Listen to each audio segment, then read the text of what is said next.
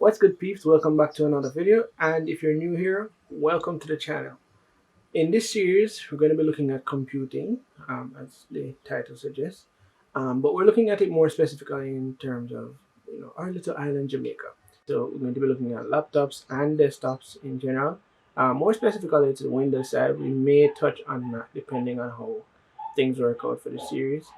But in essence, I really want to touch on some things that were asked when I did a Q&A in about November of last year. And so yeah, we're just going to start off with some basic stuff, and then we're going to get into a little more technical stuff, like more details and that type of thing. So the first two videos are up, alright, and you can go ahead and watch it if anything. And if you're new to the channel, subscribe. And also, if anything, I'll put the entire playlist. It will develop over time, but the complete playlist will always be here.